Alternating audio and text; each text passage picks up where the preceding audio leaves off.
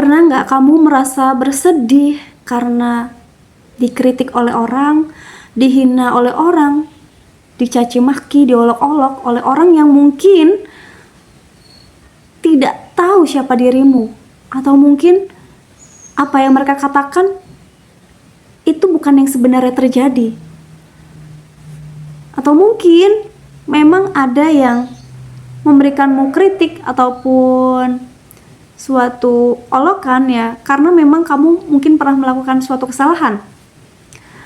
Tapi dalam video ini kita akan membahas bagaimana sih cara kita menghadapi ketika kita mendapatkan kritikan, olokan, atau hal-hal yang tidak mengenakan dari mulut orang lain terhadap diri kita. Dalam buku ini, buku Latazan karya Dr. Aid Al-Qarni, beliau mengatakan bahwa jangan bersedih menghadapi kritikan dan hinaan. Sesungguhnya Anda akan mendapatkan pahala dikarenakan kesabaran dalam menghadapi kritikan dan cercaan itu. Dan kritikan mereka itu pada dasarnya pertanda bahwa Anda memiliki harga dan derajat. Sebab manusia tidak akan pernah menandang bangkai anjing, dan orang-orang yang tak berharga pastilah tak akan pernah terkena sasaran pendengki. Artinya, manakala kritikan orang yang Anda terima semakin pedas, semakin tinggi pula harga Anda.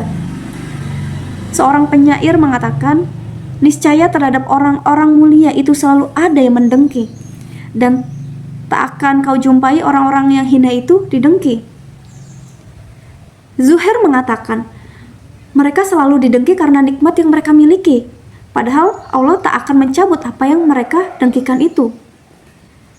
Seorang penyair yang lain berkata, mereka tetap dengki padaku meski aku telah mati. Sungguh aneh diriku, kematianku pun mereka dengkikan.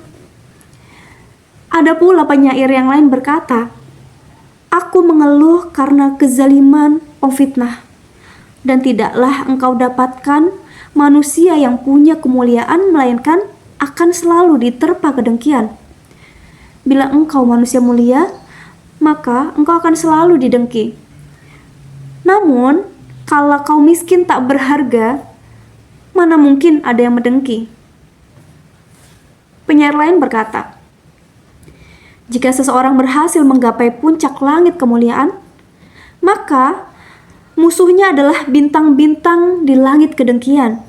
Ia akan dilempar dengan busur-busur atas semua kebesarannya. Meski apa yang mereka lakukan tidak akan sampai sasaran.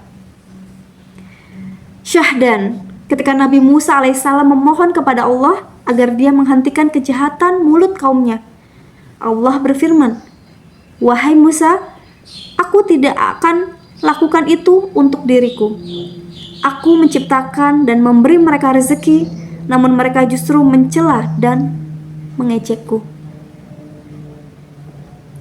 Dalam sebuah hadis diriwayatkan bahwa Rasulullah bersabda, Allah berfirman, anak Adam mencerca dan menghinaku, padahal tidak seharusnya ini ia lakukan. Adapun cercaan kepadaku adalah bahwa dia mencerca zaman, padahal akulah zaman. Aku bolak-balikan malam dan siang sekehendakku. Sedangkan hinaannya kepadaku adalah ia mengatakan bahwa aku memiliki sahabat wanita dan anak, padahal aku tidak memiliki sahabat wanita dan anak.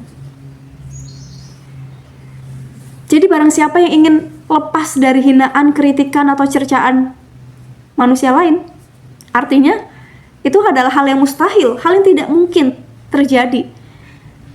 Bahwa manusia paling mulia pun, Nabi Muhammad SAW, itu pun tidak lepas dari cercaan, hinaan, dan kritikan manusia.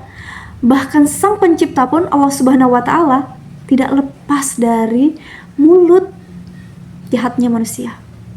Jadi kalau kita hanya manusia biasa, bukan nabi, bukan rasul, bukan malaikat, apalagi Tuhan, ya sudah, kita kan nggak akan pernah bisa lepas dari mulut manusia.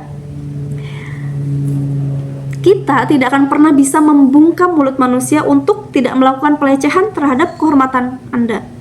Meski demikian, Anda dapat melakukan kebaikan dan menghindari perkataan dan kritikan mereka. Seorang penyair berkata, "Aku berjumpa dengan orang bodoh yang mencelaku.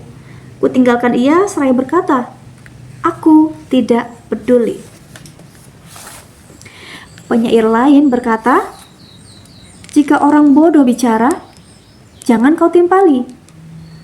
Sebab sebaik-baik jawaban baginya adalah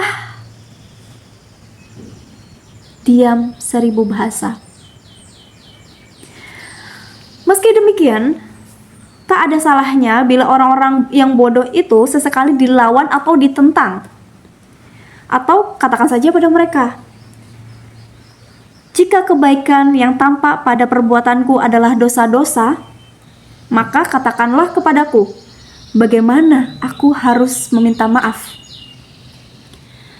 Pada umumnya, orang-orang yang kaya senantiasa dibayangi kegelisahan. Bahkan, ketika harga saham mereka tiba-tiba naik pun, mereka akan tetap gelisah karena cemas dengan nasib saham mereka yang mungkin saja besok akan menurun.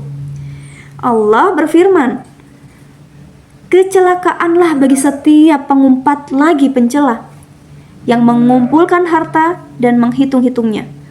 Dia mengira bahwa hartanya itu dapat mengekalkannya. Sekali-kali tidak. Sesungguhnya dia akan dilempar ke neraka Hutamah." Quran Surat Al-Humazah 1-4. Seorang sastrawan barat mengatakan, "Lakukan apa yang kau pandang benar, dan palingkan punggungmu dari semua kritikan yang tidak berharga." Balik lagi ya, kritikan itu bagus, asal kritik yang membangun. Niatnya pun baik, cara menyampaikan kritiknya pun baik, dengan 4 mata, tidak di depan umum. Dan tujuannya memang untuk membuat orang yang diberi kritik agar lebih baik lagi, bukan untuk mempermalukan. Jadi kalau memang ada kritikan yang hanya mempermalukanmu, tidak membuatmu lebih baik, ya maka abaikan saja, karena itu tidak berharga. Dan ada beberapa hal yang perlu Anda renungkan dan Anda coba. Jangan pernah membalas cercaan atau olok-olok orang yang melukai hati Anda atau kita, karena kesabaranmu dalam menghadapi semua itulah yang akan dengan sendirinya menguburkan semua hinaannya. Kesabaran adalah sumber dari kemuliaan. Diam adalah sumber kekuatan untuk mengalahkan musuh. Dan memaafkan adalah sumber dan tangga untuk mencapai pahala dan kemuliaan. Ingat, separuh dari orang yang pernah mencerca atau mengkritik Anda itu tidak akan melupakan cercaan mereka. Sepertiganya tidak sadar dengan apa yang mereka lontarkan, dan selebihnya tidak akan mengerti apa dan mengapa mereka mencerca Anda. Jadi ada 3 golongan ketika kamu mendapatkan cercaan dari mulut orang. Yang pertama, mungkin mereka nggak akan lupa apa yang mereka katakan ke Anda atau ke kamu. Yang kedua, bisa jadi mereka tuh nggak sadar apa yang sedang mereka lakukan, apa yang mereka cerca atau mereka olok-olok dari kamu.